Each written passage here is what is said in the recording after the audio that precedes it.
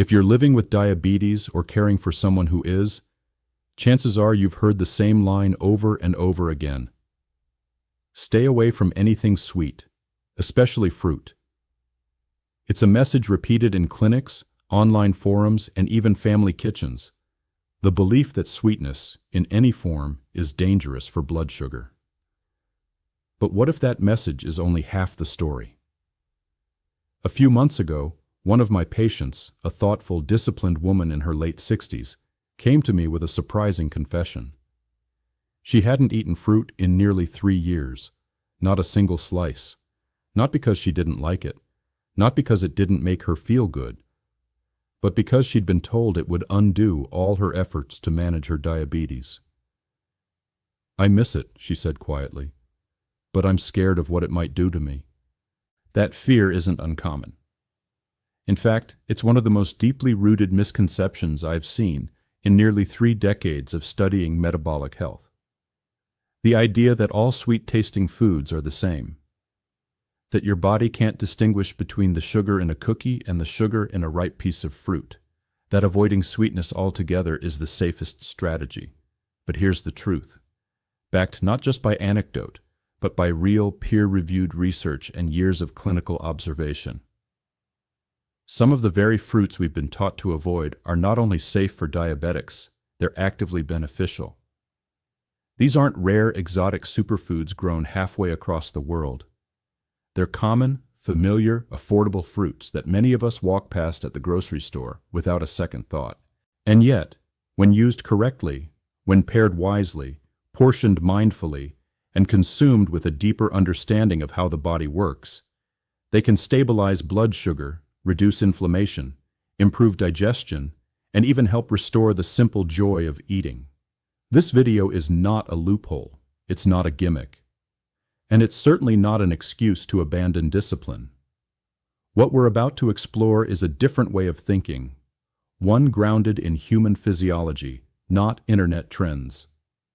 We'll talk about how your body actually processes natural sugars, how fiber and hydration affect insulin response, and how 2 particular fruits, often overlooked, are proving surprisingly powerful in both research and real life. But I won't tell you what they are just yet, because this journey isn't about quick fixes or miracle cures. It's about rebuilding trust between you and your food, between your habits and your health, between your taste buds and your long-term well-being. So stay with me. By the end of this video, you may find yourself rethinking everything you thought you knew about fruit, sweetness, and what it truly means to eat wisely with diabetes.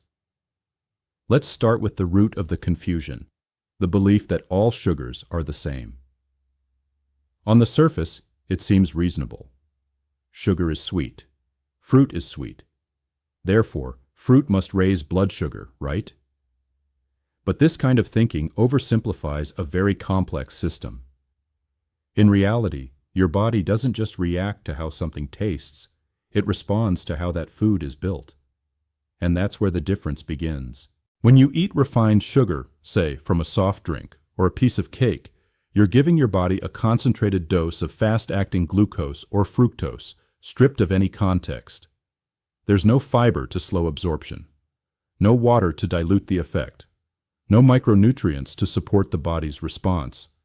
It's like stepping on the gas without brakes. Your blood sugar surges, your insulin kicks in hard, and your body scrambles to restore balance. Do that repeatedly, and the system starts to break down. Now contrast that with a piece of whole, fresh fruit. Yes, it contains sugar. But it also contains fiber, especially soluble fiber, which acts like a natural buffer, slowing digestion and creating a gentler curve in your blood sugar response. It contains water, which helps regulate absorption and keeps you hydrated.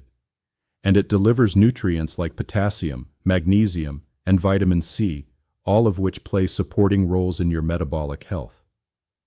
This is not just sweetness. This is a system, intelligently designed by nature to work with your body, not against it. There's also something deeper at play here, something I've seen again and again in my patients. When someone begins to remove every trace of sweetness from their diet, they often end up in a cycle of cravings, frustration, and eventual relapse. It becomes harder to stick to healthy habits, not easier. And ironically, they often end up consuming more hidden sugars in the form of processed, low-carb snacks or artificial sweeteners. But when we reintroduce the right kinds of fruit in the right way, something changes. They feel satisfied, their digestion improves, their energy becomes steadier, and most importantly, their relationship with food begins to heal. The research backs this up. In multiple controlled studies, patients with type 2 diabetes who consumed modest amounts of whole, low glycemic fruits not only maintained stable blood glucose, they often improved insulin sensitivity over time. This is especially true when fruit is eaten as part of a balanced meal, paired with protein, healthy fat, or a source of fiber. It's not about the sweetness itself. It's about the structure of the food and the timing of when and how it's eaten. I often ask patients to stop thinking of food as individual nutrients and start thinking in terms of patterns. A piece of fruit eaten on an empty stomach, followed by a sugary drink, is very different from that same fruit eaten after a lunch of leafy greens, chicken, and olive oil. One spikes, the other stabilizes. And this is where education matters. Because once someone understands these patterns, not just memorizes a list of good or bad foods, they begin to make better decisions naturally. It's also worth noting how important water content is, especially in older adults. As we age, our sense of thirst declines. Mild dehydration becomes more common and often goes unnoticed, yet it plays a huge role in fatigue, joint stiffness, and even blood pressure swings. Fruits that are rich in natural water offer a double benefit: gentle sweetness and silent hydration. That's a combination most meal plans overlook. So when we say not all sugars are created equal, we're not just being technical. We're describing a real, measurable difference in how food affects your body. A difference that can mean more stability, more energy, and less fear around eating. This is not about finding loopholes or giving permission to overindulge. It's about honoring how your biology actually works. And for people living with diabetes, that understanding can be the difference between fighting food and working with it. In the next section, we'll focus on one specific fruit that's often misunderstood. It's light, refreshing, and widely available, but its real power goes far beyond taste. It supports digestion, hydration, joint health, and yes, even blood sugar.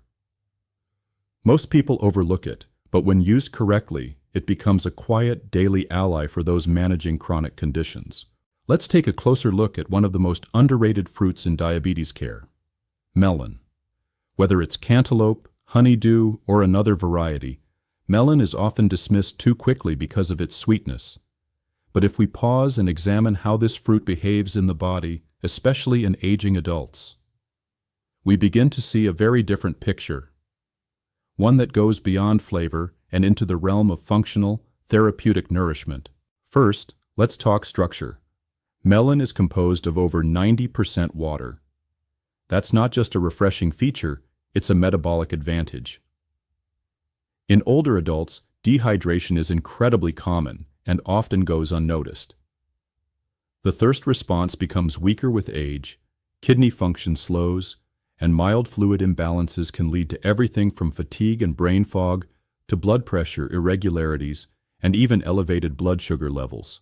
Eating water-rich foods like melon provides gentle, continuous hydration, especially helpful for those who forget or struggle to drink enough water throughout the day. But melon doesn't just hydrate, it balances. It contains a modest amount of natural sugar, but it's paired with fiber and structured water, which slows the rate of sugar absorption into the bloodstream. This makes a big difference for people managing glucose. Instead of the sharp spike you'd get from soda or refined sweets, melon produces a softer, steadier rise, one your body can handle without panic. Even more importantly, melon is low in calories and high in volume, which means you feel full, satisfied, and stable without overloading your system. There's another layer to melon that many overlook: its role in reducing inflammation and improving circulation. I've had patients come to me complaining of morning stiffness, puffy hands, and aching legs, thinking it was just old age.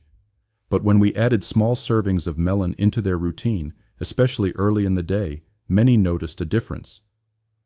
Why? Because hydration supports the lymphatic system and kidney filtration, both of which are key to flushing out waste products that build up in tissues and joints. In simpler terms, melon helps your body let go of what it no longer needs. One woman I worked with, in her early 70s, started eating a cup of chilled cantaloupe each morning with a sprinkle of cinnamon.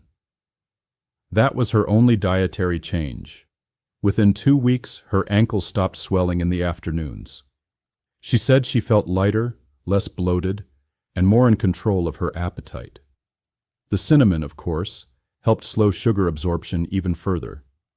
But it was the melon that rehydrated her system and soothed the inflammation she hadn't realized was partly driven by fluid imbalance. Melon is also a quiet supporter of heart health. It's rich in potassium, which helps lower blood pressure by balancing out the sodium in your diet. For those who rely heavily on processed foods or take medications that affect fluid retention, this mineral can be essential. And then there's magnesium, a nutrient that's becoming alarmingly deficient in older populations.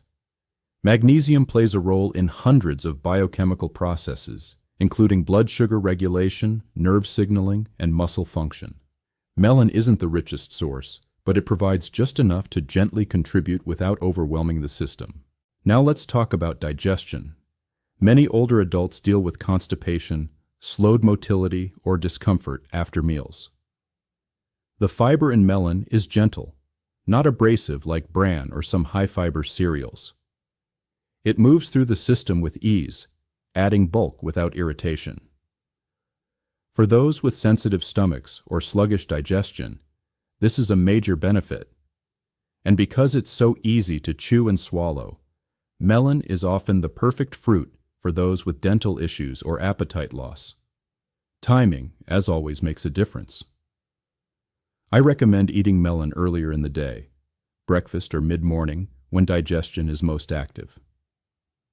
A small bowl paired with a few almonds, a spoonful of plain yogurt, or even just a dash of lime juice can be a simple, powerful snack.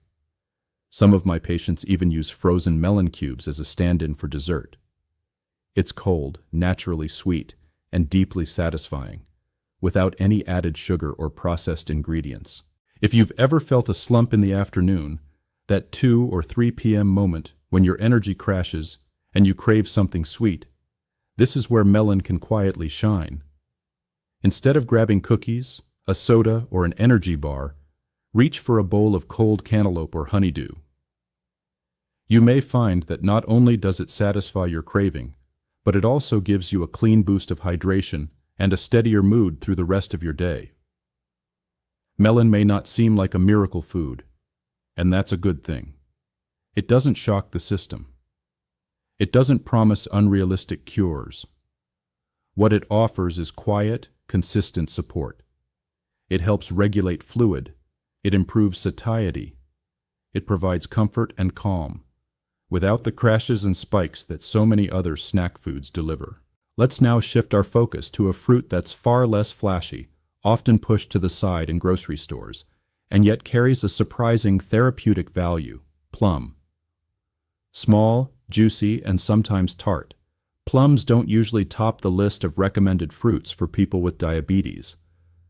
But what most people don't realize is that behind their modest appearance lies a powerhouse of metabolic and anti-inflammatory support, particularly valuable for seniors.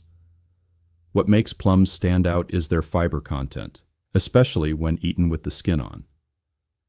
That skin, often discarded or peeled away out of habit, is where a significant portion of the antioxidants and soluble fiber live.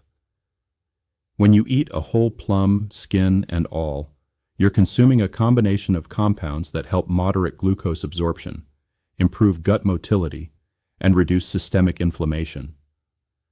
All essential pillars of chronic disease prevention. Plums have a relatively low glycemic index, which means they don't flood the bloodstream with sugar. Instead, their sugars are released gradually, leading to a more stable insulin response. I often describe them to patients as slow-burning fuel. You get the satisfaction of sweetness, but without the crash that follows processed snacks or refined carbohydrates.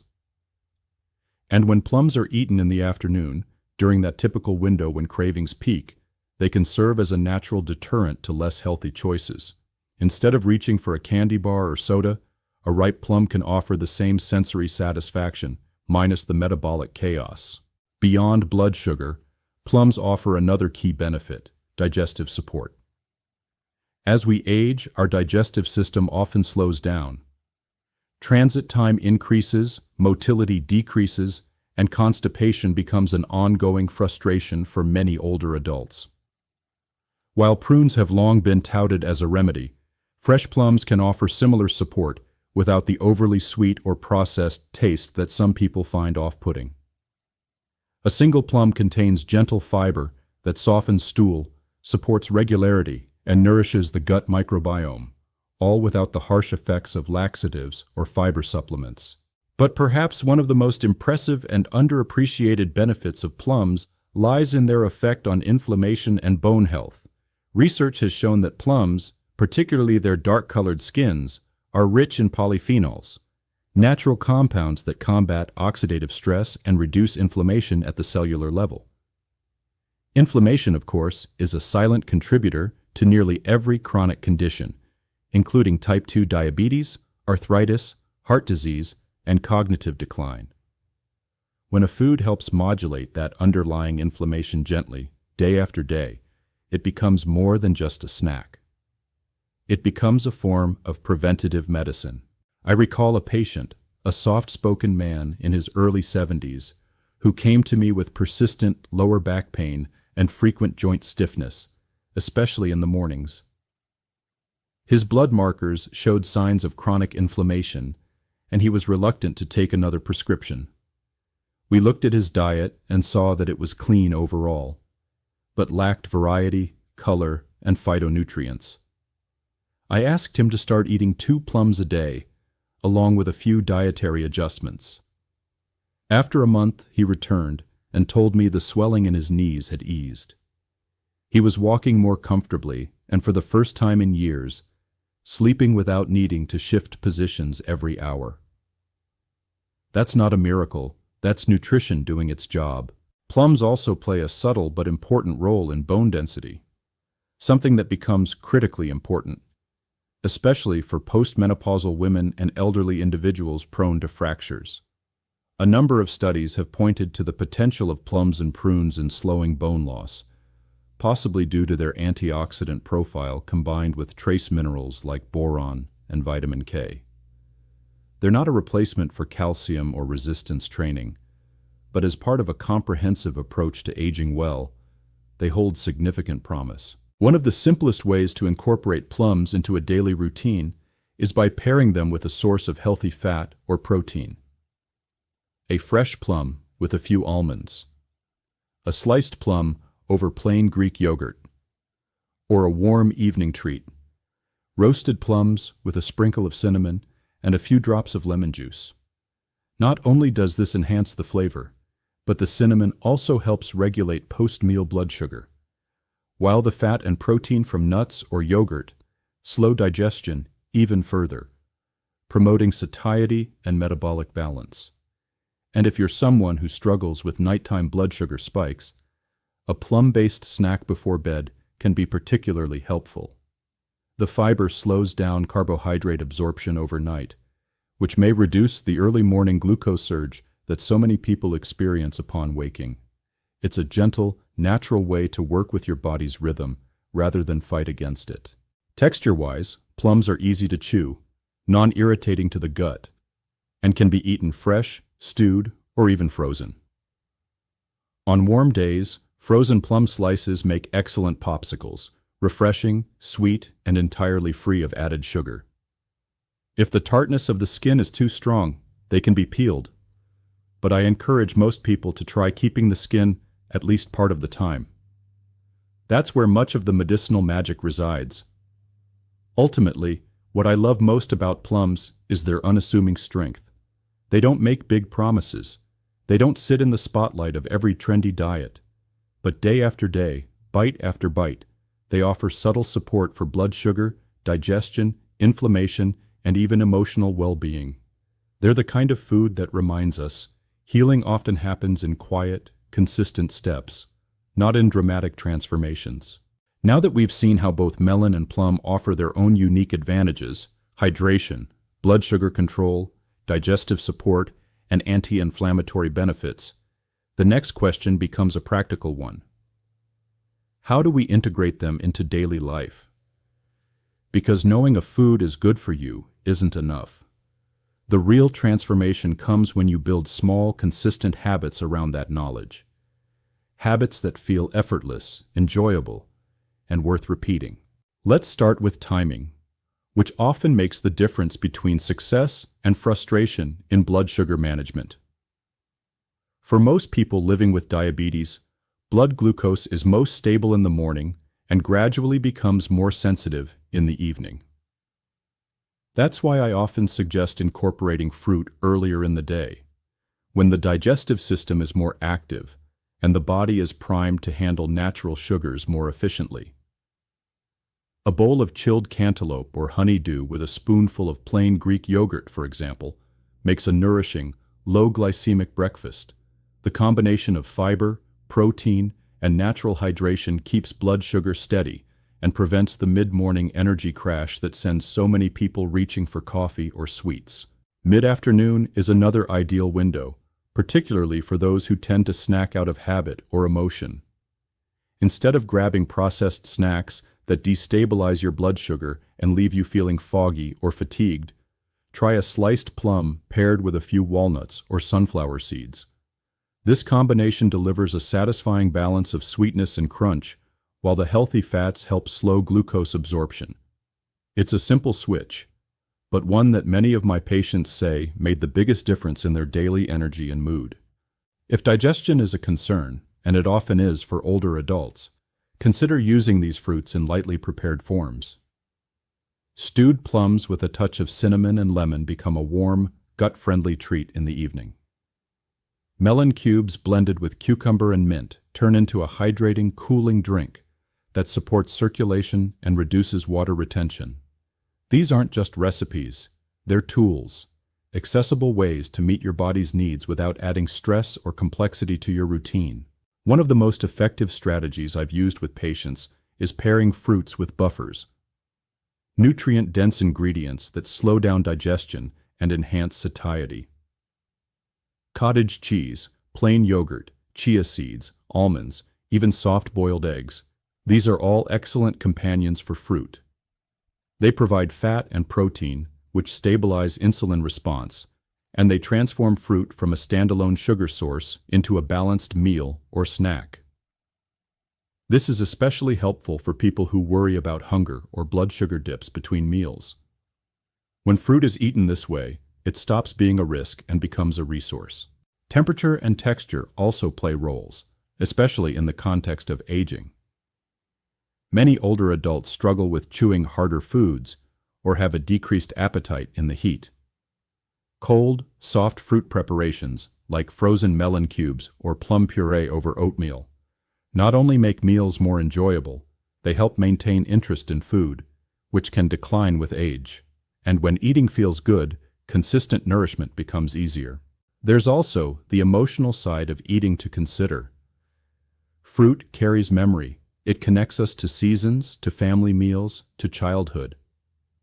When a patient rediscovers the taste of a plum they hadn't eaten in 20 years, or enjoys a bowl of melon on the porch in the morning sun, something powerful happens. Food becomes more than fuel, it becomes connection. And that connection brings joy, which in turn motivates healthy behavior. I've seen it again and again. A patient starts small, with just one intentional change, and suddenly they're building momentum. They feel more in control, more engaged with their health, more optimistic about what's possible. If I could offer just one recommendation here, it would be this. Prepare ahead in small ways. Keep a clear container of melon cubes in your refrigerator. Wash and dry a few ripe plums and leave them in a bowl where you'll see them. Portion out your nuts or seeds. The easier it is to make a good choice in the moment, the more likely you are to do it. This isn't about willpower, it's about design. Your environment shapes your behavior, so shape your environment with intention. And lastly, be willing to experiment. Your body is unique. What works well for one person may not be ideal for another. Try eating melon in the morning for a week and see how you feel. Then try a plum in the evening, paired with protein. Keep a simple journal, nothing complicated, just notes about energy, digestion, sleep, and mood. Over time, these patterns tell a story that helps you listen to your body instead of fighting it. When we stop labeling foods as good or bad and start asking how they function, how they support, how they fit into our life, we move from fear into confidence. And that shift, quiet as it may seem, is where lasting change begins. Let's step back and look at the journey we've taken. From fear of fruit to understanding its function, one thing becomes clear. This conversation was never just about melon and plum. It was about the deeper relationship we have with food, health, and the choices we make every day. Yes, melon hydrates, nourishes, and soothes. Plum supports digestion, reduces inflammation, and gently balances blood sugar. But more importantly, both fruits remind us that nature often provides what we need, subtly, quietly, and without fanfare. These aren't miracle foods. They won't replace medications or reverse decades of damage overnight. But they will, if welcomed thoughtfully into your routine, become part of a broader healing process, one built on simplicity, consistency, and self-awareness. Too often in medicine and nutrition, we've reduced food to numbers, calories, grams, charts, indexes. While those metrics can be useful, they can also strip food of its context. They ignore how we feel before and after eating. They overlook the emotional satisfaction of a familiar flavor, or the comfort of a small ritual at breakfast. They forget that eating isn't just a transaction between nutrients and organs. It's a relationship between who we are and how we care for ourselves. That's why I encourage my patients, and now I encourage you, not to just count carbs or cut sugar out of fear, but to ask deeper questions. What foods make me feel nourished, not just full? What habits help me feel supported, not restricted? And what simple changes am I willing to try, not out of guilt, but out of curiosity? Because real progress, especially when managing something as complex as diabetes, doesn't come from extremes. It comes from small, repeatable wins. A piece of melon with breakfast instead of a sweet pastry. A plum with yogurt instead of a sugar-laden snack. Hydrating before you feel thirsty. Listening to your body before it complains loudly. These are not dramatic acts, but over time, they become the foundation of better health. I've seen it in countless patients. The moment they stop punishing themselves for every bad choice and instead begin building trust with their body again, everything starts to shift. Blood sugar stabilizes, energy returns, sleep deepens. And most importantly, food becomes a source of joy again, not a source of anxiety. So let this be your takeaway. You don't need to fear sweetness when it comes from nature, wrapped in fiber, water, and intention. You don't need to chase complicated diets or miracle cures. You simply need to return to the basics, real food, eaten with awareness, in patterns that support your needs. Melon and plum are just two examples, two quiet teachers. But the lesson they offer is universal. Healing doesn't have to be loud. Nourishment doesn't have to be perfect. And health, especially in our later years, isn't about restriction. It's about balance. Start small, stay curious. Listen more closely to how your body responds, because the answers you're looking for may already be on your plate. And if this video helped shift your perspective, even a little, I'd love to hear your story. Leave a comment below and share what you're trying, what you've learned, or what's made a difference for you.